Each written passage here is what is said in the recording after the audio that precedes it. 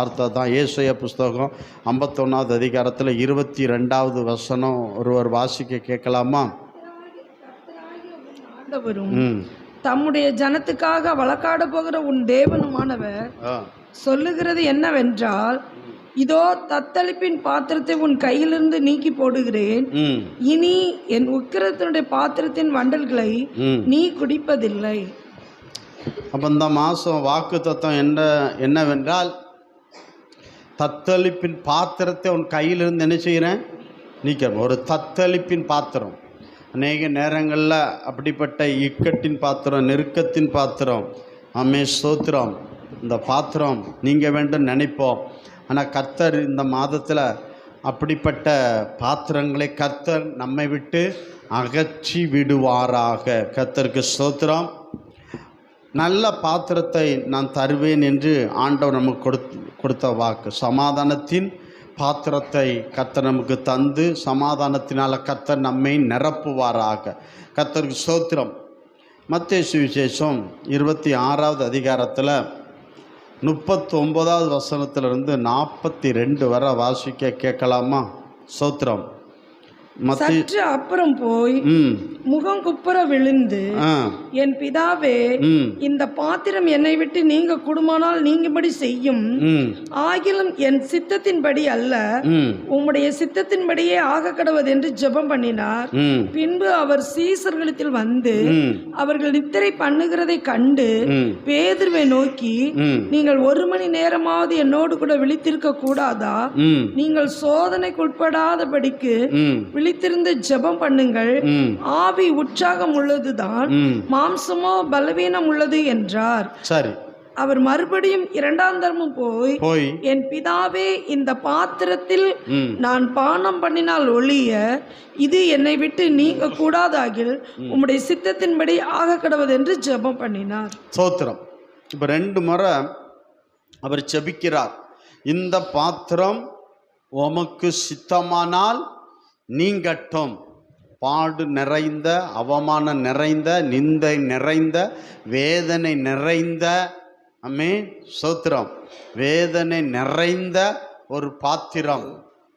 ஆகவே இந்த பாத்திரம் உமக்கு சித்தமானால் நடக்கட்டும் அப்படின்னு சொல்லி பிதாவை நோக்கி இயேசு கிறிஸ்து செபிக்கிறார். இயேசு கிறிஸ்துக்கு தெரியாம இந்த ஜெபத்தை அவர் செய்யவே இல்லை. அவருக்கு தெரியும் பிதாவின் சித்தம்.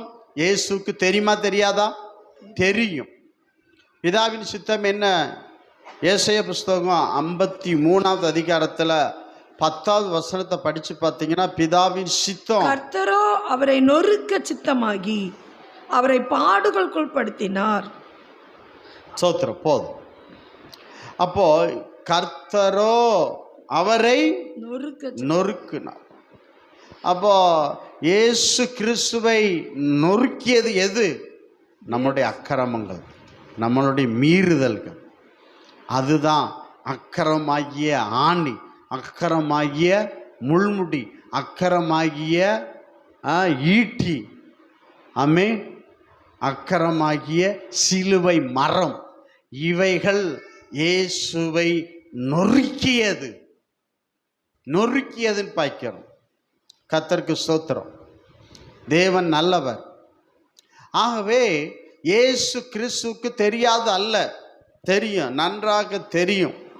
ஆனாலும் செபிக்கும் போது இப்படி செபிக்கிறார், உமக்கு சித்தம் என்றால் என்ன செய்துவிடும்?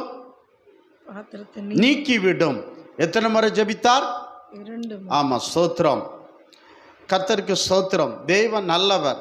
மோசையும் கர்த்தரை நோக்கி செபித்தார், கானானுக்குள் போகும்படி. ஸ்தோத்திரம். இருப்பினும் சித்தமில்லை என்ற உடனே அவர் ஜெபத்தை நிறுத்திவிட்டார். பவுலும் செபித்தார், 3 முறை செபித்தார். கர்த்தருக்கு சித்தமில்லை என்று தெரிந்த உடனேயே ஜெபத்தை நிறுத்திவிட்டார். ஆமென், அல்லேலூயா.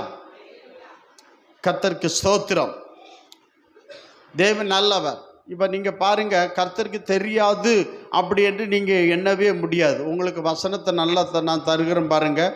லூக்கா என்ன சொல்லுகிறாருன்னா, லூக்கா சொல்லுகிற ஒரு வார்த்தை என்னன்னா, 9:22 அந்த வசனத்தை வாசிங்க. லூக்கா சுவிசேஷம் 9வது அதிகாரத்தில் 22வது வசனத்தை வாசிங்க. மேலும் மேலும் மனுஷகுமாரன் பல பாடுகள் படவும் மூப்பராலும் பிரதான ஆசாரியராலும் வேத பராகராலும் ஆகாதவன் என்று தள்ளப்படவும் கொல்லப்படவும் 3ஆம் நாளில் உயிர்த்தெழுந்தவும் வேண்டும் என்று சொன்னார். அப்ப நடக்க போறத சீசர்ட்ட சொன்னார். லூக்கா 18வது அதிகாரத்தில் 31, 32, 33 படிச்சீங்கன்னா கர்த்தர் சொன்னதை சீசர்கள் அறியாது இருந்தார்கள், உணராது இருந்தார்கள் என்று லூக்கா எழுதுகிறார். ஆனால் மத்தேயு நல்லா எழுதுகிறார், சரியா எழுதுகிறார். இந்த இடத்துல மத்தேயு அருமையா எழுதுகிறான்னு பார்க்கிறோம். மத்தேயு சுவிசேஷம் 16வது அதிகாரத்தில் ஆண்டவர் கேட்குற என்னை ஜனங்கள் யார் என்று கேட்கிறார்கள். சீசர்கள் நீங்க என்ன? அப்போ ஒவ்வொருத்தரும் ஒவ்வொன்று நீர் எலியா நீர் தேவான்னு சொல்லிட்டு இருக்காங்க. அந்த இடத்துல பேதுரு என்ன சொல்றாரு? மத்தேயு 16:16 பேதுரு பிரதியுத்தரமாக நீர் ஜீவனுள்ள தேவனுடைய குமாரனாகிய கிறிஸ்து என்றார். நீர் ஜீவனுள்ள தேவனுடைய குமாரனாகிய கிறிஸ்து என்றார். உடனே கர்த்தர் என்ன சொன்னார்? இயேசு அவனை நோக்கி யோனாவின் குமாரனாகிய சீமோனே நீ பாக்கியவான், மாம்சமும் ரத்தமும் இதை உனக்கு வெளிப்படுத்தவில்லை, பரலோகத்தில் இருக்கிற என் பிதா இதை உனக்கு வெளிப்படுத்தினார். இதை உனக்கு என்ன செய்தார்? வெளிப்படுத்தினார் என்று பார்க்கிறோம். குட். அவனை உற்சாகப்படுத்தினார். இருக்கிற எல்லா சீசரை பார்க்கலாம், நீ வெரி குட் அப்படின்னு சொன்னார் என்று பார்க்கிறோம். அதே மத்தேயு சுவிசேஷம் 16வது அதிகாரத்தில் நீங்க 21, 22, 23 3 வசனத்தை வாசிங்க. பரலோக ராஜ்யத்தின் திறவுகோலை நான் உனக்கு தருவேன். 20 21, 22, 23 அதான் பரலோகத்தின் திறவுகோலை நான் உனக்கு தருவேன். அது முதல் 16, 21 அது முதல் இயேசு தாம் எருசலேமுக்கு போய் மூப்பராலும் பிரதான ஆசாரியராலும் வேத பாரகராலும் பல பாடுபட்டு கொலையுண்டு 3ஆம் நாளில் எழுந்திருக்க வேண்டும் என்பதை தம்முடைய சீஷர்களுக்கு சொல்ல தொடங்கினார். இது அவர் ஆரம்பத்தில் சொல்லலை. சொன்னா அவங்க போயிடுவாங்க போலுக்கு, அது சொல்லலை. 22 அப்பொழுது பேதுரு என்ன பண்றான் பாருங்க. அப்பொழுது பேதுரு அவரை தனியே அழைத்து கொண்டு போய், ஆண்டவரே இது உமக்கு என்ன செய்யக்கூடாது? நேரிட கூடாது, இது உமக்கு சம்பவிப்பது இல்லை என்று அவரை கடிந்து கொள்ள தொடங்கினான். 23 அவரோ இப்பதான் சொன்னான், பாராட்டினாரு. அவரோ திரும்பி பேதுருவை பார்த்து, எனக்கு பின்னாக போ சாத்தானே, நீ எனக்கு இடரலாய் இருக்கிறார். தேவனுக்கு ஏற்றவைகளை சிந்தியாமல் மனுஷருக்கு ஏற்றவைகளை சிந்திக்கிறாய் என்று அப்படி சொல்லப்பட்டிருக்கு. அல்லேலூயா. இப்போ இந்த இடத்துல என்ன சொல்றாரு பாருங்க, பிதாவுக்கு ஏற்றதை சொல்றோம். அப்போ பாராட்டுறாரு. இந்த இடத்துல எனக்கு பேதுரை பார்த்து என்ன சொல்றாரு? எனக்கு பின்னால போ. அந்த வார்த்தை ஏன்னா, என் சித்தத்தை செய்யாத சாத்தானே எனக்கு பின்னால போ. கையில் ஊத்துறாலே சொல்லுங்க பார்க்கலாம். நமக்கு அது பொருந்தும். கர்த்தருடைய சித்தத்தை செய்யாத தடுக்கிற சாத்தானே எனக்கு பின்னாலே போ. அந்த வார்த்தை கேட்ட உடனே பேதுருக்கு எப்படி இருந்திருக்கும்? சந்தோஷப்பட்டுப்பானா? ஹலோ சொல்லுங்க, என்னம்மா? இப்பதான் பாராட்டினாரு, தப்புன்னு என்ன செஞ்சிட்டான்? எனக்கு பின்னால சாத்தானிட்டாரு. இப்ப பிதா தான் மாம்ச ரத்தம் அல்லப்பா, பிதா உனக்கு வெளிப்படுத்திட்டாருப்பா, சந்தோஷப்பா. ஆனா டப்புன்னு சொல்றாரு. என்ன சொல்றாருன்னா, தேவ சித்தத்தை செய்யாம தடையா இருக்கானே, இது யாரு? அவன் அல்ல, எனக்கு பின்னால போ பேதுருனே சொன்னாரு, சாத்தான் சொன்னார். நல்லா கவனிங்க, எனக்கு பின்னாலே போ பேதுருவனே சொன்னாரு. நான் இருந்தா பேதுருன்னு சொல்லியிருப்பேன். அவர் ஞானமுள்ள தெய்வம். அவர் என்ன சொன்னாரு? எனக்கு பின்னால போ சாத்தான சொன்னார். என்ன தேவ சித்தத்தை செய்யாதபடி தடுக்கிற சாத்தான எனக்கு பின்னால போ சாத்தானே அப்படி சொன்னார். தோத்திரம். புரியுதுங்களா? தேவனுக்கு ஏற்றது என்ன செய்யணும்? அதாவது ரோமர் 8:7 அந்த வசனத்தை போடுங்க. அந்த வசனம் டக்குன்னு ஞாபகத்துக்கு அது என்ன இருக்கு, நீ வாசிங்க பார்க்கலாம். ரோமர் 8:7 எப்படி என்றால், மாம்ச சிந்தை தேவனுக்கு விரோதமான மாம்ச சிந்தை தேவனுக்கு விரோதமான பகை, அது தேவனுடைய நியாய பிரமாணத்துக்கு கீழ்ப்படியாமலும் கீழ்ப்படிய கூடாமலும் இருக்கிறது. அப்படிப்பட்ட சாத்தானை எனக்கு பின்னாலே போ அப்படின்னு சொல்றான்னு பாய்க்கிறோம். தோத்திரம். அவன் மாம்சத்துல சிந்திக்கிறான்னு பாய்க்கிறோம். மாம்ச சிந்தை மரணம், நமக்கு வேண்டாம் அப்படின்னு கர்த்தர் அவனை கடிந்து கொண்டார் என்று பாய்க்கிறோம். அதுக்கப்புறம் ஏதாவது பேசினானா நம்மால்னா கலட்டா சண்டை யுத்தத்தில் இறங்கிடுவாங்க. அமைதி ஆயிட்டான், ஆஃப் ஆயிட்டான். கர்த்தருக்கு ஸ்தோத்திரம். ஆமென். அல்லேலூயா. என்ன போய் சாத்தான் சொல்லிட்டார, நான் யார் தெரியுமா? நான் எப்பேற்பட்ட ஆளு, என்ன போய் சாத்தான்னு சொல்லிட்டார. பேதுரு சண்டை போனானா? ஹலோ சொல்லுங்க, பைபிள் படிச்சீங்களா இல்லையா? நம்மள ஒரு ஆள் சாத்தான்னு சொன்னா நமக்கு கோபமா வராதா? வராது. ஸ்தோத்திரம். அல்லேலூயா, அல்லேலூயா. என்ன சார், நம்மளை சொல்லி பாருங்களாம் ஆட்களை. ஸ்தோத்திரம். சரி, நம்ம அங்கே போக வேண்டாம். கர்த்தருடைய வார்த்தை சொல்லி முடிக்க கர்த்தர் உதவி செய்வாராக. அப்போ சாத்தான்னு சொல்லிட்டான்னு உடனே அவன் நீ பிதான்னு சொன்னாலும் அவன் எதுவும் அதுக்கு மறுத்தரும் சொல்லலை. இப்போ சாத்தான்னு சொல்றாரு, அதுக்கும் மறுன்னு சொல்லலை. ஸ்தோத்திரம். எனக்கு பின்னால இப்போ பேதுருன்னு சொல்லலை, அந்த சாத்தானை அவர் கடிந்து கொண்டார். ஆமென். அல்லேலூயா. ஸ்தோத்திரம். அப்போ பாஸ்டர் சில நேரத்தில் சாத்தான் வேலை செய்யும் போது என்ன செய்வான், அந்த ஆளை பார்த்து சாத்தானே அப்பாலே போ அப்படின்னா, கர்த்தர் ஸ்தோத்திரம், பாஸ்டர் உங்களுக்கு நன்றி, என் மூலம் கிரியை சாத்தானை விரட்டிட்டீங்க, உங்களுக்கு நன்றின்னு சொல்றதுக்கு பதிலாக பாஸ்டர்கிட்ட வரிஞ்சு கட்டிட்டு வரக்கூடாது, வா சண்டை போடுவோன்ட்டு. ஸ்தோத்திரம். அப்போ நீனும் சாத்தானுக்கு ஆளாக மாறிடுவான். ஸ்தோத்திரம். அது போயிட்டு போகுது. ஆண்டவருக்கு மகிமை உண்டாகணும். சரி, அதே பாருங்க, மத்தேயு சுவிசேஷம் 26வது அதிகாரத்தில் 30வது வசனத்திலிருந்து 35 வரை படிங்க பார்க்கலாம். அவர்கள் ஸ்தோத்திர பாட்டை பாடின பின்பு அவர்கள் ஸ்தோத்திர பாட்டை பாடின பின்பு ஒலிவமலைக்கு புறப்பட்டு போனார்கள். ஒலிவமலைக்கு புறப்பட்டு போனார்கள். அப்பொழுது இயேசு அவர்களை நோக்கி மேய்ப்பனை வெட்டுவேன், மந்தையின் ஆடுகள் சிதறடிக்கப்படும் என்று எழுதியிருக்கிறபடி இந்த ராத்திரியிலே நீங்கள் எல்லோரும் என் நிமித்தம் இடறல் அடைவீர்கள். என் நிமித்தம் இடறல் அடைவீர்கள். ஆகிலும் நான் உயிர்த்தெழுந்த பின்பு உங்களுக்கு முன்னே கலிலேயாவுக்கு போவேன் என்றார். பேதுரு அவருக்கு பிரதியுத்தரமாக, சும்மா இருக்க வேண்டியதானே, என்ன செய்யணும்? மிச்சவங்களும் கம்முனி தானே இருக்கானவன், 12 பேரும் இருக்கானும்ல. பேதுரு என்ன சொல்றான் பாருங்க. பேதுரு அவருக்கு பிரதியுத்தரமாக, உமது நிமித்தம் எல்லோரும் இடறல் அடைந்தாலும். என்னது? எல்லோரும் இடறல் அடைந்தாலும். இவன் என்ன சொல்லிருக்கணும்? சரி, எல்லோரும் இடறல் அடைந்தாலும் நான் ஒரு காலம் இடறல் அடையேன் என்றான். பாருங்க, நான் ஒரு காலமும் உமது நிமித்தம் கர்த்தர் நிமித்தம், ஊழியத்து நிமித்தம், சுவிசேஷ நிமித்தம், இயேசு கிறிஸ்து நிமித்தம் ஒரு காலம் நான் என்ன செய்ய மாட்டேன், இடறல் அடைய மாட்டேன்.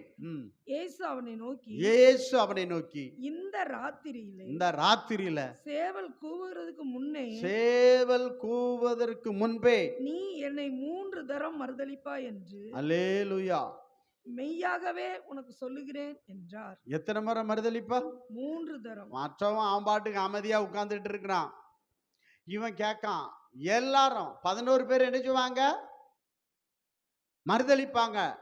என் உயிரே போனாலும் நான் என்ன செய்ய மாட்டேன், அப்படிதான் பேசுறான். மறுதலிக்க மாட்டேன்னு சொல்றான். 3 தரம் மறுதலிப்பா என்று மெய்யாகவே உனக்கு சொல்லுகிறேன். ஆ.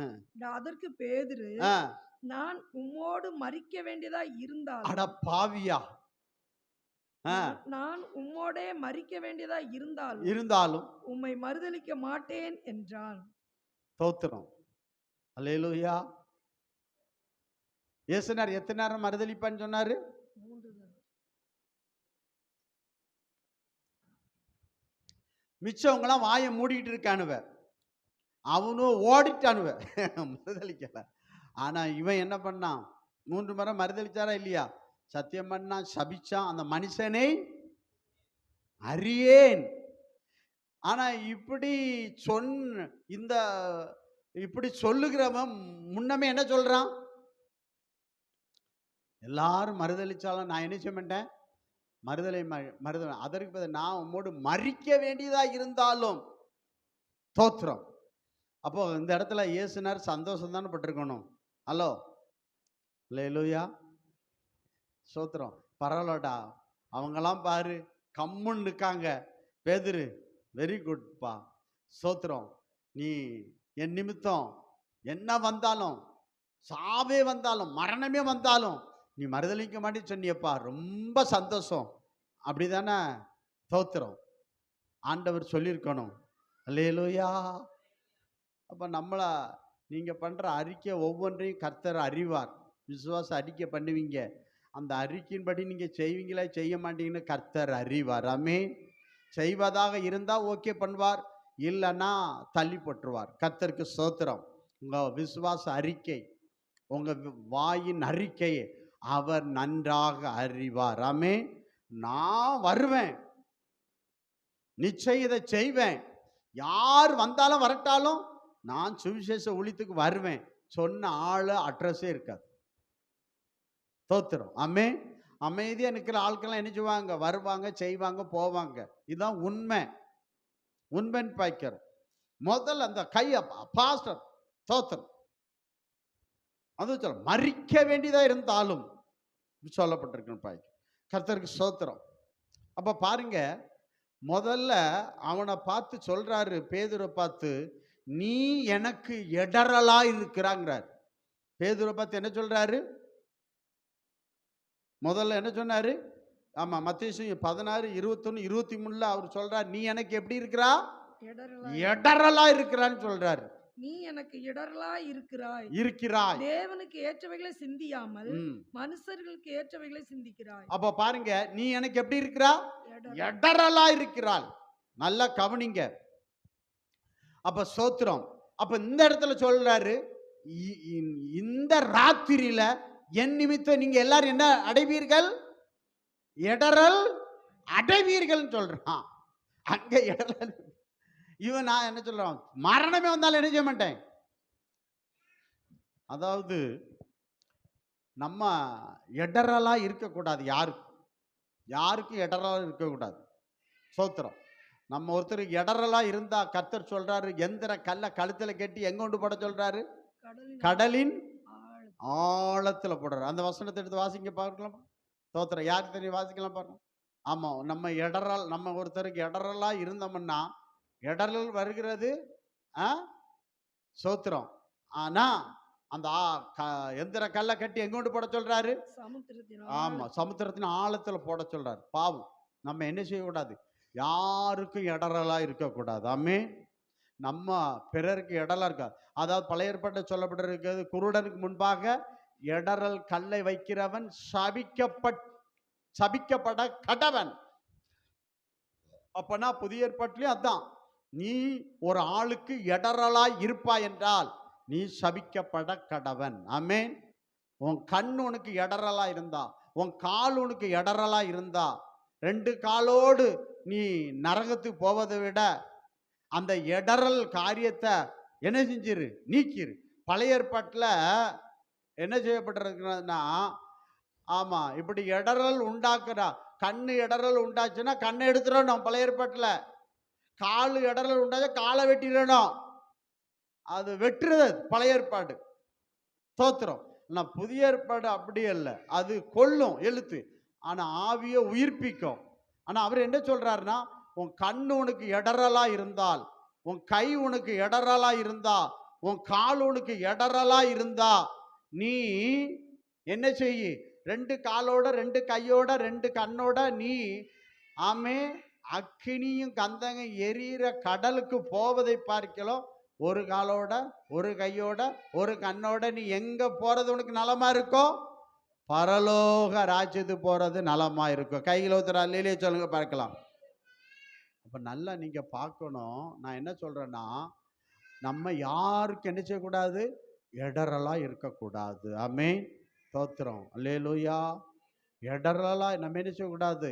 ஸ்தோத்திரம். நம்ம ஒருபோதும் யாருக்கும் முன்பாக யாருடைய லைஃப்லையும் நம்ம இடறலா அவங்களுக்கு இடைஞ்சலா நம்ம இருக்கவே கூடாது என்று நாம் பார்க்கின்றோம். ஆமென். அல்லேலூயா.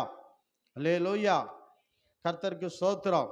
அதை ரொம்ப ஞாபகத்தில் வச்சுக்காங்க. ஆண்டவரே, நான் யாருக்காவது இடறலா இருக்கேன்னா, ஆமென் ஸ்தோத்திரம். இயேசுநாதர் சொல்றாரு, கழுத்துல எந்திர கல்ல கட்டுவேன், கடல்ல தூக்கி போடுவேன் அப்படின்னு சொல்றது இயேசுநாதர் சொல்றாருன்னு போய் நம்ம யாருக்கும் இடையில இருக்கக்கூடாது. எந்த சபையும் எந்த சகோதரருக்கும் எந்த சகோதரிக்கும் யாருக்காகிலும் நம்ம இடறல் கல்லாய் இருக்க கூடாது. கையில் ஒருத்தர் அல்லேலூயா சொல்லுங்க பார்க்கலாம். ஸ்தோத்திரம். அன்பான தேவ பிள்ளைகளே, நம்ம என்ன செய்யணும்? ஆமென் ஸ்தோத்திரம். நன்மையாக தான் இருக்கணும், தீமையா நம்ம என்ன செய்யக்கூடாது? இருக்கக்கூடாது என்று பார்க்கிறோம். கர்த்தர் ஸ்தோத்திரம். இப்போ இப்போ இப்போ இங்கே வருவோம். ஸ்தோத்திரம். அப்போ இவ்வளவு சொல்றாரு. சொல்லிட்டு என்ன சொல்றாரு? என்ன ஜெபம் பண்றாருன்னா, போய் பிதாவே இந்த பாத்திரம் என்னை விட்டு நீங்க கூடுமானால் நீக்கும், இருப்பினும் உம் சித்தப்படி நடக்க கடவுதுன்னு சொல்றான்னு பார்க்கிறோம். யோவான் சுவிசேஷம் 4வது அதிகாரத்தில் 34வது வசனத்தை படிச்சு பார்த்தா அது ஆரம்பத்திலே சொல்றாரு. இயேசு அவர்களை நோக்கி நான் என்னை அனுப்பினவருடைய சித்தத்தின்படி செய்து அவருடைய கிரியை முடிப்பதே என்னுடைய போஜனமாய். அப்ப ஆரம்பத்திலே சொல்லிட்டாரு, தேவ பிதாவின் சித்தம் என் உணவு அப்படின்ட்டார். ஸ்தோத்திரம். 5:19-20 வாசிங்க. அதே அந்த யோவான்ல 5:19-20. அப்பொழுது அவர்களை நோக்கி மெய்யாகவே மெய்யாகவே நான் உங்களுக்கு சொல்லுகிறேன், பிதாவானவர் செய்ய குமாரன் காண்கிறது எதுவோ அதே அன்றி வேறொன்றையும் தாமாய் செய்ய மாட்டார். அவர் எவைகளை செய்கிறாரோ அவைகளை குமாரனும் அந்தபடியே செய்கிறார். பிதாவானவர் குமாரனிடத்தில் அன்பாய் இருந்து தாம் செய்கிறவைகளெல்லாம் அவருக்கு காண்பிக்கிறார். நீங்கள் ஆச்சரியப்படத்தக்க இவைகளை பார்க்கலும் பெரிதான கிரியைகளையும் அவர் காண்பிப்பார். சரி, இப்ப என்ன சொல்றாரு பாருங்க. 6:38 வாசித்துருங்க. 6:38. என் சித்தத்தின்படி அல்ல, என் சித்தத்தின்படி அல்ல, என்னை அனுப்பினவருடைய சித்தத்தின்படி செய்வதே நான் வானத்திலிருந்து இறங்கி வந்தேன். அப்ப சொல்றாரு பாருங்க. அப்ப கரெக்டா அவருக்கு தெரியுது, பிதாவின் சித்தம் செய்யதான் நான் பரலோகத்திலிருந்து பூமிக்கு என்ன செஞ்சேன்? இறங்கி வந்தேன் அப்படின்னு ஆண்டவர் சொல்றான்னு பாய்க்கிறேன். அப்பமா சொல்றாரு, பிதா என்ன சொல்றாரோ அதை தான் சொல்றேன். பிதா எதை செய்ய என்னைய சொல்றாரோ அதை செய்கிறேன். நான் சொன்னது பிதா சொன்னது, நான் செய்கிறது பிதா செய்தது. பிதா என்னை காண்கிறவன் பிதாவை காண்கிறான்னு சொல்லிட்டார். அப்ப நான் தானா எதையும் என்ன செய்யறதில்ல, சொல்றதில்ல, செய்யறதில்ல. நான் செய்யறது எல்லாம் பிதா சொல்லுவதையே செய்வதையே நான் சொல்லுகிறேன், செய்கிறேன். புரியுதா உங்களுக்கு? இப்படி பேசுகிற இயேசு என்ன செய்கிறாருன்னா, அவருக்கு தெரியும். என்ன தெரியும்? இது சித்தம்தான் அப்படின்னு. என்ன சொல்றாருன்னா, செபிக்கும் பொழுது அவர் செபிக்கார், இந்த பாத்திரம் என்னை விட்டு நீங்க கூடுமானால் நீங்கட்டும் அப்படின்னு செபிக்கிறார். இது சரியா? தூங்குறீங்களா? சொல்லுங்க, இது சரியா தப்பா? சரின்னு சொல்றவங்க கைகளை வைத்துங்க, தப்புன்னு சொல்றவங்க கையை வைத்துங்க. இதடா வம்பா இருக்கு அப்படின்னு. இவ்வளோ பிரசங்க இவ்வளோ பண்ணியிருக்கிறேன், ஆனாலும் ஒருத்தரும் கை வைத்த மாட்டேங்கிங்க. ஆண்டவர் உங்களை அதிகமாக என்ன செய்யட்டும்? ஆசீர்வதிக்கட்டும். நான் ஏற்கனவே சொன்னேன், அவருக்கு தெரியும். என்ன தெரியும்? இதுக்கு தான் வந்தேன். கர்த்தரோ அவரை நொறுக்க சித்தம் சித்தம் கொண்டார். கர்த்தரை நொறுக்கியது என் பாவம், என் மீறுதல், என் அக்கிரமம். இதுதான் இயேசு கிறிஸ்து நொறுக்கியது. அவரை நொறுக்கிய ஆயுதம் சிலுவை, ஆணி, முள்முடி, ஈட்டி, வேற என்னது? இதுதான் சவுக்கு, சவுக்கு, சவுக்கடி, சவுக்கு. இதுதான் என்னது? என் மீறுதல், என் அக்கிரமம், என்னுடைய பாவம். இந்த பாவம் தான் அவரை நொறுக்கியது, சிலுவையில் நொறுக்கியது. அப்போ இந்த பாவத்தை நொறுக்க பிதா இயேசுவை தெரிந்து கொண்டார். இது இயேசுக்கு நல்லாவே தெரியும் என்று பார்க்கிறோம். கர்த்தருக்கு ஸ்தோத்திரம். தேவன் நல்லவர். ஆனா இதுல என்ன அப்படின்னா, இதுல என்ன கேட்காருன்னா, நன்றாக தெரிந்து ஏன் அவர் அப்படி செபித்தார் என்பதுதான் இந்த இடத்துல நம்ம அறியக்கூடிய ஒரு கேள்வின்னு பார்க்கிறோம். உங்கள்கிட்ட கேட்டால் நீங்கள் சொல்லலை, நான் சொல்லுவேன், அவர் செபித்தது சரியே, அவர் செபித்தது சரியே. இந்த பாத்திரம் நீங்க கூடுமானால் நீங்கட்டும், இருப்பினும் என் சித்தப்படி அல்ல அப்படி சொல்லி செபிக்கிறார். இந்த செபம் சரியான செபம். கையில் ஒருத்தர் அல்லையே சொல்லுங்க பார்க்கலாம்.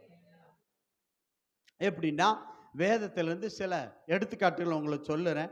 கர்த்தர் உங்களை ஆசீர்வதிப்பாராக. நம்ம இது எல்லாத்தையும் நம்ம என்ன செய்ய முடியாது, வாசிக்க முடியாதுன்னு பார்க்கிறோம். எஸ்தரா புஸ்தகம் 5வது அதிகாரத்தையும், எஸ்தரா புஸ்தகம் நீங்கள் 6வது அதிகாரத்தையும், நெகேமியா புஸ்தகம் 2வது அதிகாரத்தையும், இந்த 3 அதிகாரத்தையும் நீங்கள் படித்து பார்த்தா உங்களுக்கு தெரியும். என்ன தெரியும் அப்படின்னா, விடுதலையாகி அவங்க வந்தாங்க, ஆலயம் கட்டணும், ஆலங்கம் கட்டணும் அப்படின்னு சொல்லி.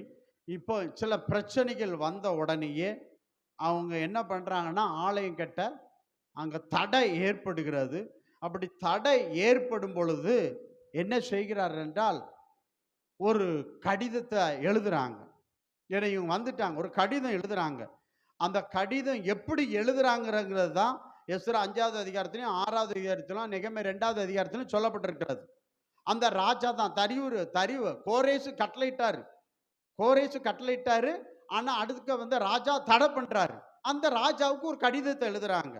அந்த கடிதத்தில் எப்படி எழுதுறாங்க அப்படின்னு சொல்லி அவ்வளவையும் நீங்கள் வீட்டில் போய் வாசிங்க. இங்கே வாசிச்சா நேரம் நமக்கு பத்தாது.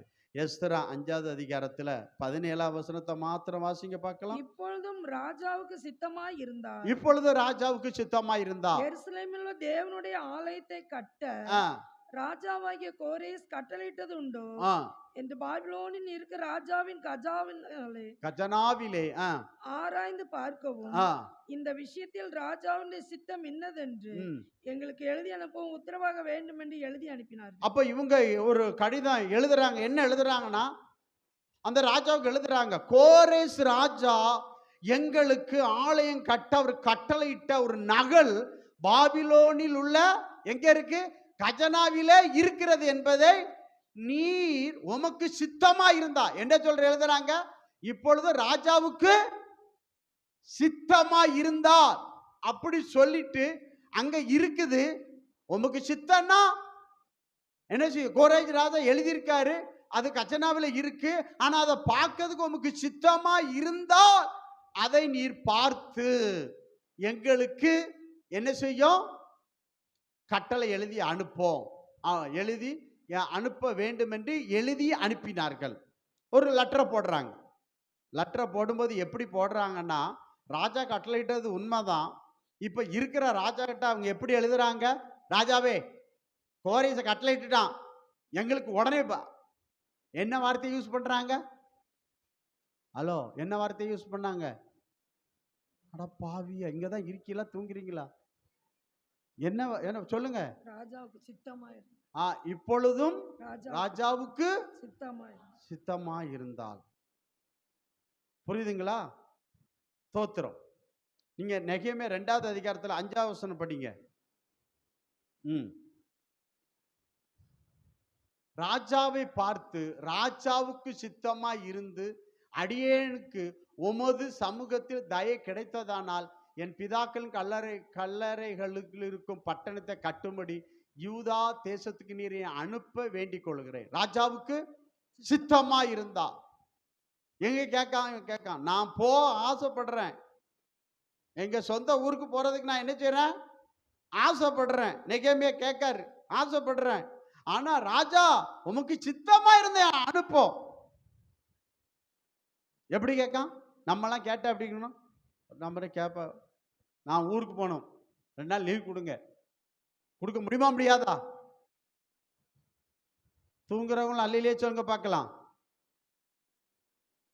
இப்போ இவன் என்ன கேட்கான், நான் ஊருக்கு போகணும், அரண்மனையில் வேலை செய்யறான், பானபத்திரக்காரனா இருக்கிறான், ராஜாவுக்கு நம்பிக்கைக்குரியவன். அப்ப ராஜா கிட்ட கேட்கும்போது எப்படி கேட்கான்? ராஜாவை பார்த்து, ராஜாவுக்கு சித்தமா இருந்தா, நான் ஊருக்கு போறது உமக்கு சித்தமா இருந்தா என்னை அனுப்போம். நீங்க ஒன்ன புரிந்து கொள்ள வேண்டும். இன்னொரு காரியம் சொல்லணும். எஸ்தர் 3வது அதிகாரத்தில் 8-11 அவர் சொல்வார், ராஜாவுக்கு சித்தமா இருந்தால். எஸ்தர் 5வது அதிகாரத்தில் 3-8 வரை ராஜாவுக்கு சித்தமா இருந்தால். 7வது அதிகாரத்தில் 1 முதல் 6 படிச்சா ராஜாவுக்கு சித்தமா இருந்தால். எஸ்தர் 9வது அதிகாரத்தில் 12, 13, 14 அதுலயும் சொல்வார், ராஜாவுக்கு சித்தமா இருந்தால். நல்லா கவனிங்க. இந்த வேடை பயன்படுத்தாம அவங்க டைரக்டா கேட்டா அவங்க தலை அவங்ககிட்ட இருக்காது. ஹலோ, அவங்க தலை அவங்ககிட்ட இருக்காது. அதனாலதான் ராஜாவுக்கு சித்தமா இருந்தா, அல்லேலூயா அல்லேலூயா சோத்திரம், ராஜாவுக்கு சித்தமா இருந்தா அப்படி போடுறாங்க. நீங்க பாருங்க, நெகேமியா புஸ்தகத்துல அவன் பார்ப்பான், தரியு ராஜா பார்த்துட்டு அங்க இருந்தது. உடனே அவன் என்ன செய்வான், அவன் என்ன பண்ணுவான், கோரேஸ் அதை வச்சு உடனே லெட்டர் எழுதி, ஆலயம் எந்த இடத்துல அவங்க கட்ட ஆசைப்படுறாங்க அதே இடத்துல கட்டப்பட வேண்டும், ஆலயத்துக்கு எல்லாமே கஜனாவிலிருந்து கொடுக்கப்படும் அப்படின்னு சொல்லி மறு கடிதம் அவர் எழுதுவாருன்னு பார்க்கிறோம். சித்தம்தான், கோரேஸ் கட்டளையிட்டு இருக்கிறாரு அப்படின்னு சொல்லிட்டு. ஆமென் அல்லேலூயா சோத்திரம். அப்போ ஒரு ராஜா கிட்ட அவர் கேட்கும்போது, அவர் ராஜாவுக்கு சித்தமா இருந்தால் ஸ்தோத்திரம். எஸ்தர் ராஜாத்தி மொர்தெகாயை துடிச்சிட்டு இருக்கான், அவ சித்தமா இருந்தா. ஏன்னா அங்க அதுதான் ரூல்ஸ், அப்படிதான் பேசணும், அப்படிதான் கேட்கணும், அப்படிதான் இருக்கணும். ஸ்தோத்திரம். ஆமென் அல்லேலூயா அல்லேலூயா கர்த்தருக்கு ஸ்தோத்திரம். புரியுதுங்களா? அதே போலதான் அந்த நடைமுறை வருவதற்கு ஏதுவா இருக்கதான் இயேசு பிதாவுக்கு சமமா இருந்தாலும் அவர் பிதாவை நோக்கி செபிக்கும் பொழுது, பிதாவே உமக்கு சித்தமா இருந்தால். இப்ப சரியா தப்பா? இப்பமா சொல்லுங்களாம். தப்புன்னு சொல்றோம் கையில வைத்துங்க, சரி சரின்னு சொல்றோம் கையில வைத்துங்க. கையும் உயர மாட்டேக்கு, சரியா கவனிக்கலன்னு நினைக்கிறேன். எப்படியோ நான் கஷ்டப்பட்டு சொல்றேன், கேட்டா உங்க பாட்டு, அவ்வளோதான். புரியுதுங்களா? அதாவது பாதி கேட்டு பாதி கேட்காம இருக்கீங்க. பாதி பேர் கையிலே உயர்த்தலை. எங்கே நினைக்கிங்களோ, என்ன பிரச்சனையோட வந்தீங்களோ தெரில, வீட்டுக்கு போனால் என்ன நடக்குமோ, இவரு இங்கே இருந்து சொல்லிட்டு கிடக்காரு, வீட்டில் போனால் அங்கே அது இருக்குமோ இங்கே இது இருக்குமோ. தோத்துறோம். அப்போ இங்கே இருந்தாலும் சிந்தை அங்கே இருந்துச்சுன்னா கனெக்ஷன் கட் ஆயிரும். சோத்திரம். புரியுதுங்களா? அதனால சொல்லுவாங்க, பேதுரை திட்டினவர், இதெல்லாம் திட்டினவர், இவர் ஏன் இப்படி ஜெபம் பண்ணாரு அப்படின்னு கேட்டா அதுக்கு உங்களுக்கு பதில் என்னன்னா, இப்படி தான் ரூல்ஸ் அண்ட் ரெகுலேஷன், இப்படி தான். பிதாவே உமக்கு, ஏன்னா பிதாவின் சித்தம் செய்ய தான் பூமிக்கு இயேசு கிறிஸ்து என்ன செஞ்சாரு, வந்தார். அந்த சித்தத்தை போஜனம் என்று சொன்னார் பார்க்கிறோம். அவர் அந்த சித்தத்தை மறுப்பாரா? செபிக்கும் பொழுது வழக்கமா எப்படி செபிக்கணுங்கிறத நீங்க வேற ஒண்ணு வேண்டாம். ஒரு கலெக்டர்கிட்ட எப்படி பேசணும், ஒரு முதலமைச்சர்கிட்ட எப்படி பேசணும், ஒரு பிரதமர்கிட்ட எப்படி பேசணும், வழக்க முறை இருக்கா இல்லையா? நீங்க போகும்போது சும்மாலாம் போய் நிற்க, அவங்க சொல்லி அனுப்புவாங்களா? நீங்க போய் பாருங்க, ஒரு பெரிய அதிகாரி பார்க்கும்போது அங்கே போயிட்டு இப்போ எப்படி இருக்கணும், இந்த இடத்துல நிற்கணும், இங்கே நிற்கணும், இப்படி இருக்கணும், அப்படி இருக்கா இல்லையா? அவங்ககிட்ட பேசுகிறோம், இப்படி தான் பேசணும். இப்போ நீதிபதிக்கிட்டே நம்ம போய் தாறுமாறாக பேச முடியுமா? ஹலோ, தூங்குறவங்களும் அல்லையிலே சொல்லுங்க, தோத்துறோம். அப்போ சொல்லுவாங்க என்ன கேட்கறதுக்கு, எஸ் நோ, ஆம் இல்லை. சும்மா உங்கள் காதை என்ன செய்யக்கூடாது, நம்ம வீட்டு கதையெல்லாம் அங்கே அவிழ்த்து விடக்கூடாதுன்னு சொல்லுவாங்க. புரியுதுங்களா? ஒரு இங்கே அப்படி இருக்குன்னா அப்படிதான் இருக்குது. அப்போ பிதாங்கிட்ட அவர் செபிக்கும் பொழுது இதுதான் உலகத்தில் நடைமுறை. அதை வச்சு அவர் செபித்தார். பிதாவே உமக்கு சித்தமானால் இது நீங்க கூடட்டும், இருப்பினும் உம் சித்தமே நடப்பதாக. ஆமென். அல்லேலூயா, அல்லேலூயா, ஸ்தோத்திரம். இருப்பினும் உம் சித்தமே அப்படி அவர் ஒப்படைச்சிட்டாருன்னு பார்க்கிறோம். கர்த்தருக்கு ஸ்தோத்திரம். தேவன் நல்லவர், நமக்கு நன்மை செய்வாராக. ஸ்தோத்திரம். பாருங்க, அப்போ நம்ம ஜெபம் இப்படிதான் இருக்கணும். அதான் சொல்லப்பட்டிருக்கிறது பாருங்க. 1 யோவான் 5வது அதிகாரத்தில் 14-15 படிங்க.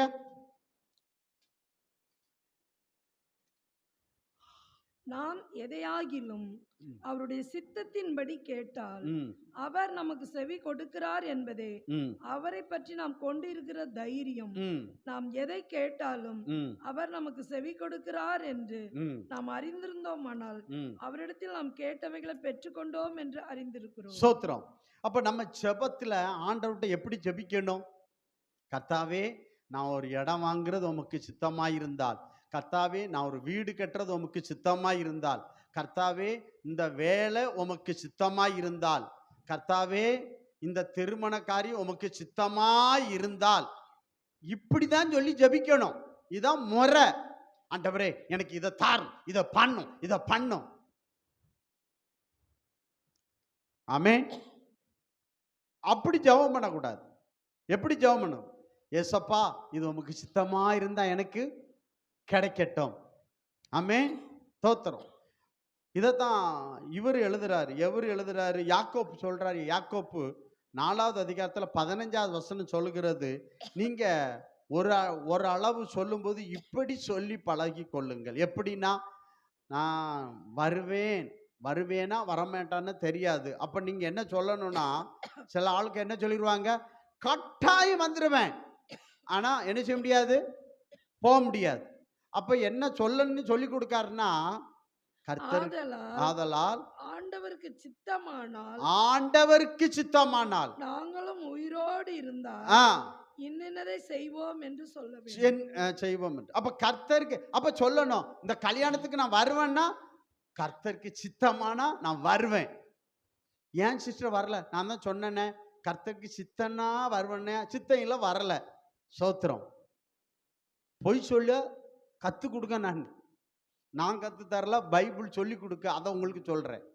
ஸ்தோத்திரம். அல்லேலூயா, அல்லேலூயா.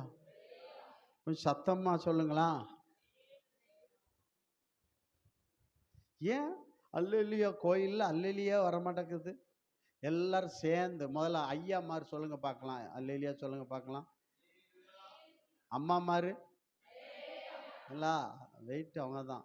அதனால தானே கவர்மெண்ட் ஃபுல்லாக சிலிண்டர் இலவசம், தங்கம் இலவசம், பட்டு சேலை இலவசம், 5000 ரூபா மாதம். உங்களை யார் கையில், நீங்கள் ஒழுங்காகவே அல்லையிலே சொல்ல மாட்டேங்க. என்னைக்கு சொல்கிறீங்களோ அன்னைக்கு தான் உங்களுக்கு வரும். அது வர அவங்களுக்கு தான். போங்க. ஸ்தோத்திரம். கர்த்தருக்கு ஸ்தோத்திரம். அதனால் என்ன பண்ணணும் அப்படின்னா, கர்த்தருக்கு சித்தமானால், ஆமென், அப்படியே போட்டுறாதீங்க. இந்த வாரம் ஆராதனைக்கு கர்த்தருக்கு சித்தமானால், ஜெபம் பண்ண கர்த்தருக்கு சித்தமானால், காணிக்க கொடுக்க வேண்டும் என்றால் கர்த்தருக்கு சித்தமானால், தசமம் கொடுக்க வேணா கர்த்தருக்கு சித்தமானால், இதில் கொண்டு போட்டுறாதீங்க, மாட்டிக்கிடாதீங்க. கர்த்தருக்கு ஸ்தோத்திரம். ஆமென். அப்புறம் அவரும் உங்க வாழ்க்கையில் இந்த ஜெபத்துக்கு எனக்கு சித்தமானால், இந்த காரியத்தை உன்னை பாதுகாக்க, உன்னை ஆசீர்வதிக்க, உன்னை வழிநடத்த எனக்கு சித்தமானால் போட்டுருவார். அல்லேலூயா, ஸ்தோத்திரம். புரியுதுங்களா? கர்த்தருக்கு ஸ்தோத்திரம். தேவன் நல்லவர், நமக்கு நன்மை செய்வாராக. அப்போ வாசி ஏசாயா 53:10, கர்த்தருக்கு சித்தமானது அவர் கைகளினால் வாய்க்கும். அப்படிதான் முடிக்கிறாரு. கர்த்தருக்கு சித்தமானது அவர் கை அவர் கைகளினால் வாய்க்கும். வாய்க்கும். அப்படின்னா அவருக்கு சித்தமானது நமக்கு வாய்க்கணும்னா நம்ம என்ன செய்யணுங்கிற ஒரே ஒரு காரியத்தை நான் சொல்லி சீக்கிரத்தில் முடிச்சது தான் ஆண்டவர் உங்களை ஆசீர்வதிப்பாராக. உபாகமம் புஸ்தகம் 29வது அதிகாரத்தில் 9வது வசனத்தை வாசிங்க. உபாகமம் 29:9. இப்பொழுதும் நீங்கள் செய்வதெல்லாம் உங்களுக்கு வாய்க்கும் படிக்கு.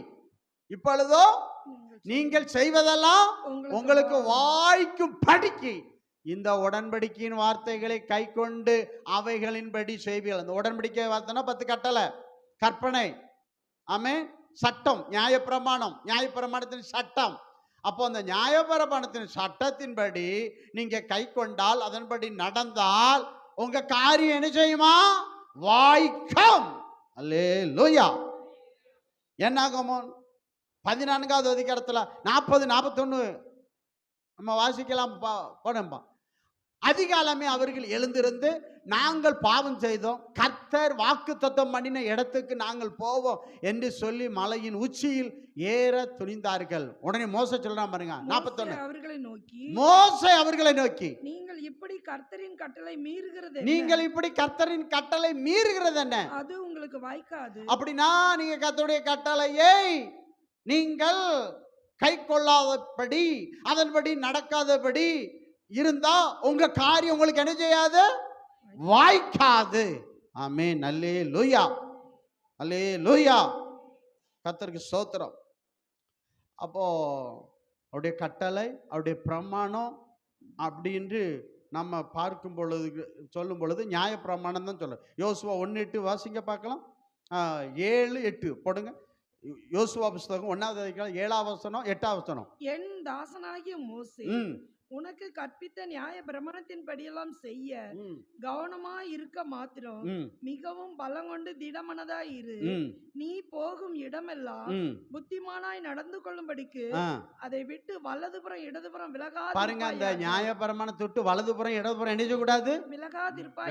விலகாதிருப்பாயாக. இந்த நியாயப்பிரமாண புஸ்தகம், இந்த நியாயப்பிரமாண புஸ்தகம் உன் வாயை விட்டு பிரியாதிருப்பதாக, உன் வாயிலிருந்து பிரியாது இருப்பதாக. எழுதி இருக்கிறபடியெல்லாம் நீ செய்ய, நீ இதுல எழுதி இருக்கிறபடியெல்லாம் நீ செய்ய கவனமா இருக்கும்படிக்கு இரவும் பகலும் அதை தியானித்துக் கொண்டு இருப்பாயாக. எத்தனை? இரவும் பகலும் அதை தியானித்து கொண்டு இருப்பாயாக. அப்பொழுது நீ உன் வழியை வாய்க்க பண்ணுவாய். அப்பொழுது புத்திமானாய் நடந்து கொள்ளுவாய். ஆமென். ஸ்தோத்திரம். அப்போ நியாய பிரமாணத்தை விட்டு வலதுபுறம் இடதுபுறம் என்ன செய்யக்கூடாது? விலகக்கூடாது. இரவும் பகலும் அந்த வசனம் உன் வாயை விட்டு என்ன செய்யக்கூடாது? விலகாது இருப்பதாக. இரவும் பகலும் அதை என்ன செய்யுது? தியானம் செய்து கொண்டு இரு அப்படின்னு சொல்லப்பட்டு பார்க்கிறோம். நீங்க சங்கீதங்களின் புஸ்தகம் 119வது சங்கீதத்தில் அவன் சொல்றான், அது எதை தியானம் பண்றான் பாருங்க. சங்கீதம் 119, 15, 23, 48 இந்த 3 வசனத்தை வாசிக்கலாம். கட்டளைகளை தியானித்து பாருங்க. உமது கட்டளைகளை, அதான் சட்ட புஸ்தகம், நியாய பிரமாணம், அதை தியானித்து உமது வழிகளை கண்ணோக்கு. 23 அதே 23 பிரபுக்களும் உட்கார்ந்து எனக்கு விரோதமாய் பேசிக் கொள்கிறார்கள், உமது அடியேனோ உமது பிரமாணங்களை தியானிக்கிறேன். எதை தியானிக்கிறானா? உமது பிரமாணங்களை தியானிக்கிறேன். 48 பிரியப்படுகிற உமது கற்பனைகளுக்கு கையெடுப்பேன். உமது பிரமாணங்களை தியானிக்கிறேன். உமது பிரமாணங்களை, நியாய பிரமாணத்தை நான் என்ன செய்றேன்? தியானிக்கிறேன் அப்படின்னு சொல்றான். நியாய பிரமாணத்தை என்ன செய்றேன்? தியானிக்கிறேன். இரவு பகலா தியானம் செய்கிறேன். சங்கீதம் 119, 113 வீண் சிந்தனைகளை வெறுத்து உமது வேதத்தில் பிரியப்படுகிறேன். சங்கீதம் 119, 97 உமது வேதத்தில் நான் எவ்வளவு பிரியமாயிருக்கிறேன், நாள் முழுவதும் அது என் தியானம். சங்கீதம் 55, 17 அந்தி சந்தி மத்தியானம் 3 வேளையே இந்த வேதத்தை நான் என்ன பண்றேன்? தியானம் செய்கிறேன். அல்லேலூயா, அல்லேலூயா. சங்கீதம் 1வது சங்கீதத்தில் 2ஆம் வசனம் 3ஆம் வசனம் வாசிக்கீங்களா? கர்த்தருடைய வேதத்தில் பிரியமாயிருந்து இரவும் பகலும் அவருடைய வேதத்தில் தியானமாயிருக்கிற மனுஷன் பாக்கியவான். 3ஆம் வசனம், அவன் நீர்க்கால்களின் ஓரமாய் நடப்பட்டு தன் காலத்தில் தன் கனியை தந்து இலையுதிராதிருக்கிற மரத்தை போல் இருப்பான். அவன் செய்வதெல்லாம் வாய்க்கும். கையில் வைத்து அல்லையிலே சொல்லுங்க பார்க்கலாம். அவன் யார் செய்வதெல்லாம் வாய்க்கும்? இந்த வேதத்துல தியானமா இருந்து இரவும் பகலமும் தியானமா இருந்து அதை வாசிக்கிறவன் தியானிக்கிறவன் செய்வதெல்லாம் வாய்க்கும். செய்வதெல்லாம் என்ன செய்யும்? வாய்க்கும். தோத்திரம். அப்போ ஒரு மனுஷனுடைய காரியம் வாய்க்கணும் அப்படின்னா இந்த வேத புஸ்தகம் நாள் முழுவதும் அந்தி சந்தி மதியம் 3 வேளை நாள் முழுவதும் இதுல நான் தியானமா இருக்கிறேன், இரவும் பகலும் இதன் மேல பிரியமா. என்ன சொல்றான் பாருங்க, உமது வேதத்தில் நான் எவ்வளவு பிரியமா இருக்கிறேன். அல்லேலூயா. எல்லாரும் வேத புஸ்தகத்தை கொஞ்சம் கைகளை வைத்துங்க பார்க்கலாம். அப்படியே கீழே வைங்க. செல்போன் ஏன்ட இல்லை, செல்போன் எடுத்து கையில் வைத்துங்க. ஒருத்தர் உண்மை வேற ஒருத்தர் இல்லையா? ஏன்டா இருக்கு? இல்லை இல்லை இல்லை. செல்போன் கொண்டு வந்து கையில் உண்மையா வைத்துங்க. அவன் மட்டும் வைத்தனா அருள். கையை நல்லா வைத்துங்கடா.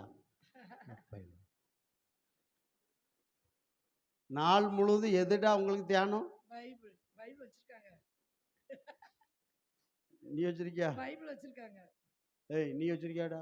வச்சிருக்காங்க. அதாவது விவரமா கேளுங்க. பைபிள் இல்லாம செல்போன் வச்சிருக்கிறது யாரு? அப்படி கேளுங்க. பைபிள் வச்சிருக்கியா? பைபிள் இல்லாம யார் செல்போன் வச்சிருக்கா? அருள் பைபிள் வச்சிருக்கியா? பைபிளை காட்டு. நான் செல்போன் ரெண்டையும் வச்சிருக்கியா? இப்போ பாருங்க. சரி, இப்போ இந்த பைபிளில் வேத வசனம் சொல்லுது நாள் முழுவதும் இது இரவும் பகலும் இதைத்தான் தியானம் பண்ணிட்டு இருப்பேன். இப்போ உண்மையா சொல்லுங்க, செல்போன் நாள் முழுவதும் இருக்கா? இந்த பைபிள் நாள் முழுவதும் இருக்கா? இரவும் பகலும் இந்த செல்போன் உங்களை ஆளுகை செய்தா? இந்த பரிசுத்த வேதாகம் உங்களை ஆளுகை செய்தா? இந்த தீர்ப்புக்கு நீங்களே தீர்ப்பு செஞ்சுக்காங்க. காரியம் வாய்ச்சுக்கணும்னா இந்த பைபிள் இரவும் பகல் என்ன இருக்கணும்? காலையில எழும்பின உடனே சாத்தான தொடாதே, இது இயேசு. காலையில எழும்பின உடனே எதை தொடு? சாத்தான் பக்கத்தில் வச்சு. சாத்தான் இப்ப தலைமாட்டில் என்னதான் இருக்கு? அந்த காலத்துலாம் கெட்ட சொப்பனை வருதுங்க. எதை வச்சு படுத்தாங்க? பைபிள். இப்ப எதை வச்சு படுக்காங்க கேட்டா மணி அடிக்கணுமா? என்ன மணி? ஆமா, அலாரம் வைக்கிறதுக்கு நான் வச்சிருக்கேன். அலாரம். சரி, அது இருக்கட்டும். எந்திரிச்ச உடனே அந்த சாத்தானை தொடாம எழும்புறவங்களாம் கைகளை வச்சு அலையிலேயே சொல்லுங்க பார்க்கலாம். அந்த சாத்தானை காலையில் எழும்பி தொடவே மாட்டேன். முதல்ல பைபிள் தான். காலை மதியம் இரவு இந்த பைபிள் தான். இந்த சாத்தானை எனக்கு தேவைக்கு மட்டும் யூஸ் பண்ணுவேன். அப்படின்னு பண்ணிட்டீங்கன்னா கர்த்தர் சொல்வார், இது உங்க காரியத்தை வாய்க்க செய்யும். அல்லேலூயா, அல்லேலூயா. இன்னைக்கு ஒரு தீர்மானம் பண்ணுங்க, இரவும் பகலும் இந்த வேத வசன தியானம் வாசி. இந்த வேதத்தை நேசிக்கிறவர்களுக்கு மிகுந்த சமாதானம். இதை வாசிக்கணும், நேசிக்கணும், இதை தியானிக்கணும். அவன் செய்வதெல்லாம் வாய்க்கும். அவன் செய்வதெல்லாம் வாய்க்கும். சாத்தான் செல்ல பார்க்கறது எடுக்கிறது ஒன்றும் வாய்க்காதே போங்க, வெக்கப்பட்டுருவா. இந்த பைபிளை தூக்கி வாசி, நீ வெக்கப்பட மாட்டா. செல்போனை அந்த செல்போனில் இருக்கிறதெல்லாம் அது அசுத்தம், அது வேண்டாம். பைபிள் எங்க போனாலும் எதை தூக்கிட்டு போங்க? பைபிளுக்கு. பைபிள் செல்போனில் எல்லாம் இருக்கு. பைபிள் பரிசுத்தமான பைபிள். ஆமென். என்ன பைபிள்? என்ன செய்யணும்? தோத்திரம். இதை வச்சு என்ன செய்யணும்? இதை பார்த்தாலே இது பட்டயம். இது என்னது? பட்டயம். செல்போன் சாத்தான் பட்டயம். நீ செல்போனை மட்டும் பண்ண சாத்தான் கூட வந்துடுவான். ஆனா பைபிள் எடுத்தினா கர்த்தர் கூட வருவார், காரியத்தை வாய்க்க செய்வார். செல்போனை மட்டும் கொண்டு பண்ணினா காரியம் வாய்க்காம வெக்கப்பட்டு வருவார். நீ ஏன் டிசைட் பண்ணிக்கோ. ஆமென், அல்லேலூயா. கர்த்தருக்கு சித்தமானது அவர் கைகளினால். அப்போ தியானம் பண்ணுகிற வாசிக்கிறவன் காரியத்தை கர்த்தர் வாய்க்க செய்வார். எங்கேயாவது இதுக்கு பதிலாக நாள் முழுவதும் இரவு முழுவதும் காலை மதியம் 3 வேளையும் செல்போன் எடுத்தா காரியம் வாய்க்கன்னு எங்கேயாவது எழுதப்பட்டிருக்கிறதா? வாய்க்காது, வெக்கப்பட்டு போயிடுவான். கர்த்தருக்கு ஸ்தோத்திரம். ஆமென், அல்லேலூயா. தேவனுக்கு மகிமை உண்டாகட்டும். ஒரு வசனம் ஒன்று வாசிங்க. ஏசாயா புஸ்தகம் 55வது அதிகாரத்தில் 10வது வசனம் 11வது வசனம் வாசிக்க பார்க்கலாம். ஏசாயா புஸ்தகம் 55 10 11. மாரியும் உறைந்த மழையும் வானத்திலிருந்து இறங்கி அவ்விடத்துக்கு திரும்பாமல் பூமியை நனைத்து அதில் முளை கிளம்பி விளையும்படி செய்து விதைக்கிறவனுக்கு விதையையும் புசிக்கிறவனுக்கு ஆகாரத்தையும் கொடுக்கிறது எப்படியோ அப்படியே என் வாயிலிருந்து புறப்படும் வசனமும் இருக்கும். அது வெறுமையா என்னிடத்தில் திரும்பாமல் அது நான் விரும்புகிறதை செய்து என் வேதத்தை மகத்துவத்தை என்ன எழுதி கொடுத்தேன். ஆமென். அதை விரும்புகிறது, நான் விரும்புகிறது அது என்ன செய்யும்? செய்து. அப்ப கர்த்தருடைய வாயிலிருந்து புறப்படுற வார்த்தை அவர் என்ன விரும்புகிறாரோ அதை என்ன செய்யும்? செய்து நான் அதை அனுப்பின காரியம் ஆகும்படி வாய்க்கும். இந்த வசனம் அப்படித்தானே சொல்றாரு. நான் அனுப்பின வசனம், அது வசனம் தான் இந்த வேதம். ஆமென். இந்த வேதத்தை வாசிப்பவர்களுக்கு, தியானிப்பவர்களுக்கு மல்கியா புஸ்தகம் 3:18 சொல்லப்பட்டிருக்கிறது. ஒரு ஞாபக புஸ்தகம் எழுதப்பட்டிருக்கிறது. எதுக்கு வச்சிருக்காரு தெரியுமா? நான் ஜெபம் பண்ணேன். நீதிமான் துன்மார்க்கனுக்கும் தேவனுக்கு ஊழியம் அவர் ஊழியம் செய்யாதவனுக்கும் இருக்கிற வித்தியாசம் அதான் இருக்கு. மல்கியா 3:18 சரி, ஒரு ஞாபக புஸ்தகம் எழுதப்பட்டிருக்கு.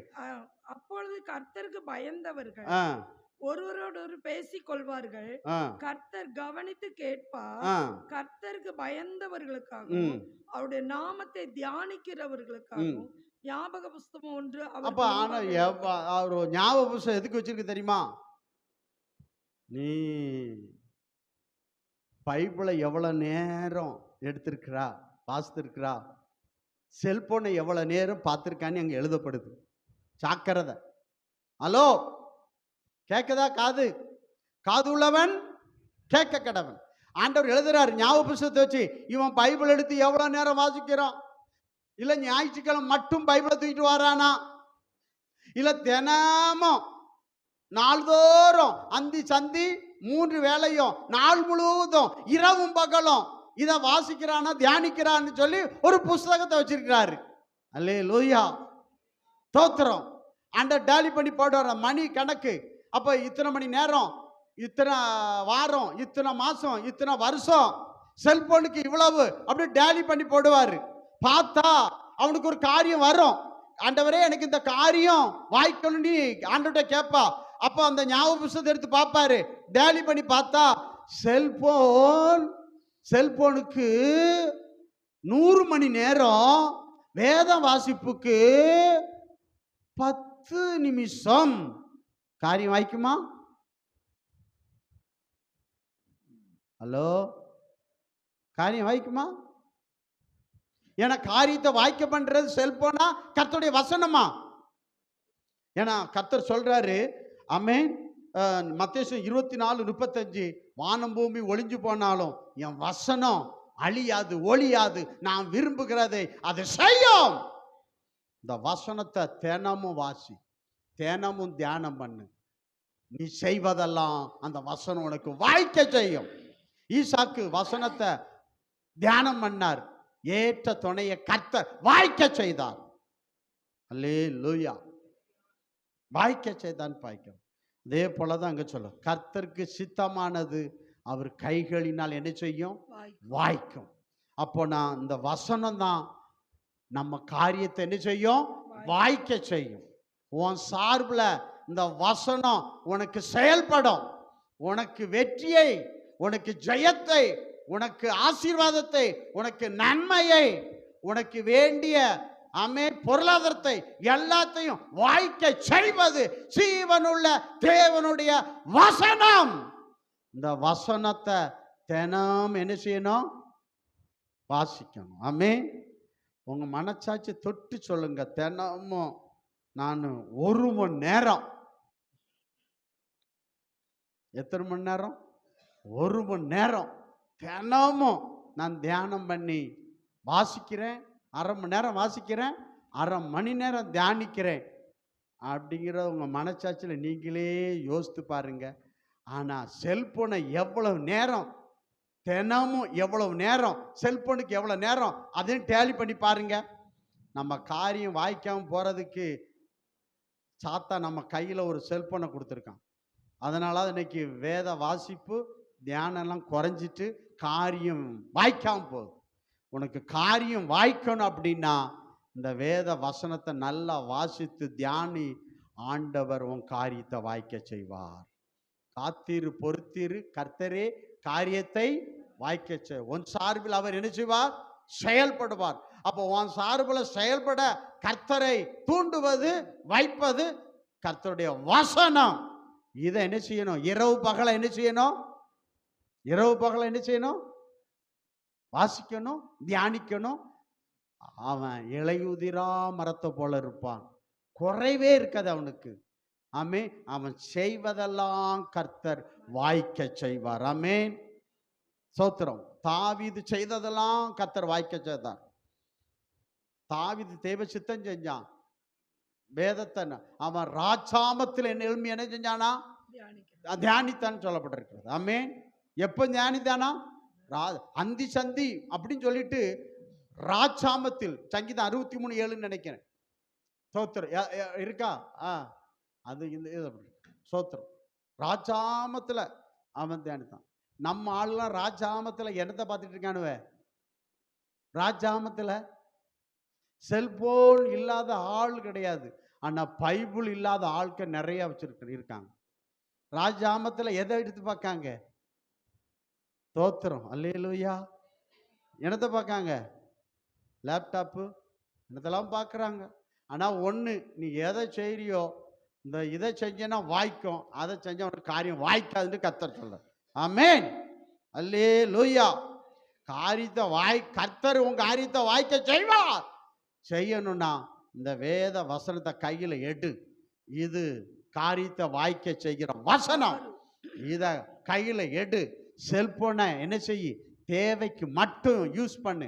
வேலைக்கு, ஸ்கூலுக்கு தேவைக்கு மட்டும் யூஸ் பண்ணு. மற்ற நேரம் அதை சுவிட்ச் ஆஃப் பண்ணு. உன் காரியம் கர்த்தரால் வாய்க்கும். தாவீதுக்கு வாய்த்தது, உனக்கும் கர்த்தர் காரியத்தை வாய்க்க செய்வார். அப்படியே எழும்புங்க, ஆண்டவர் நம்மளை ஆசீர்வதிப்பார். சோத்திரம். எல்லாம் கொஞ்சம் எழும்புங்க, ஆண்டவர் ஆசீர்வதிப்பார். எல்லாரும் தோத்திரம். ஆண்டவரே, என் காரியத்தை வாய்க்க செய்யுங்கப்பா. என்னமே நான் இரவும் பகலும் இந்த வசனத்தை தான் தியானிப்பாண்டவரே. அப்படி ஒரு தீர்மானம் பண்ணுங்க. ஆண்டவரே, செல்போனை நான் அதிகமாக யூஸ் பண்ண மாட்டேன். ஆண்டவரே, வாலிப பிள்ளைகள் அப்படியே ஒரு தீர்மானம் பண்ணுங்க. பைபிளை தான் வாசிப்பேன், செல்போனு ரொம்ப நேரம் பார்க்க மாட்டேன். இரவு நைட்லலாம் செல்போன் பார்க்க மாட்டேன், பைபிள் படிப்பேன். அப்படி ஒரு தீர்மானம் பண்ணு. கர்த்தரும் காரியத்தை வாய்க்க செய்வார். நீ நிறைய நேரம் செல்போன் பார்த்தீங்கன்னா காரியம் வாய்க்காது. பைபிள் படி, உன் காரியத்தை கர்த்தர் வாய்க்க செய்வார். தோத்திரம். பெரியவர்களுக்கு அப்படிதான். எப்பொழுது பைபிளை வாசிங்க, தியானம் பண்ணுங்க. ஆண்டவர் உங்க குடும்ப காரியத்தை கர்த்தர் வாய்க்க செய்வார். இதுவரை வாய்த்தீராத காரியம் கர்த்தரால் உங்களுக்கு காரியம் வாய்க்கும். எந்த காரியம் வாய்க்கவில்லையோ, ஆமே, நீங்க இன்னைக்கு தீர்மானம் பண்ணுங்க, இந்த வசனத்தை வாசிப்பேன், தியானிப்பேன், காரியம் வாய்க்கும். சோத்திரம், சோத்திரம், சோத்திரம். எல்லாம் ஒரு விஷயம். ஆண்டவர் நோக்கி பாருங்க. அப்பா, என் காரியம் வாய்க்காதப்படலாம். ஆண்டவரே, சோத்தரிக்கிறப்பா, நான் எதிர்பார்த்த காரியங்கள் வாய்க்காமல் இருக்கிறது. இந்த பைபிளை கையில் எடு, வாசி, தியானம் பண்ணு. கர்த்தர் சொல்லுகிறா, அந்த காரியத்தை நான் வாய்க்க செய்வேன். உன் காரியம் வாய்க்கும், உன் காரியம் வாய்க்கும். நன்றி அப்பா, சோத்திரம். காரியத்தை வாய்க்க பண்ணுந்தேவன். அந்த பாடலை பாடி ஆண்டவருக்கு மகிமை செலுத்தலாம் எல்லாரும். ஹல்லேலூயா. சோத்திரம், சோத்திரம்.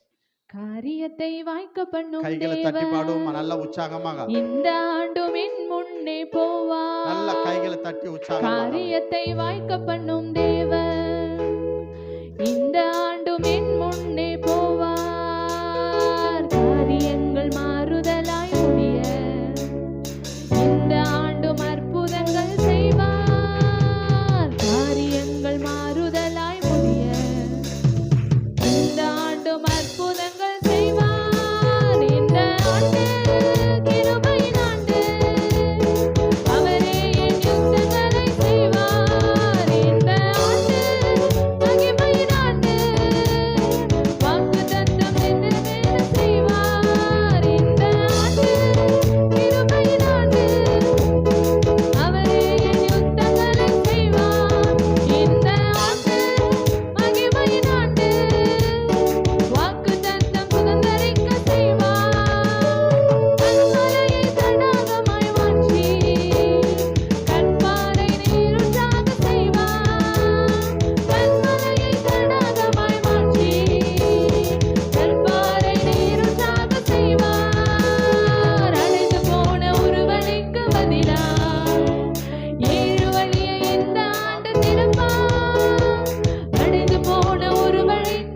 செய்கிறார்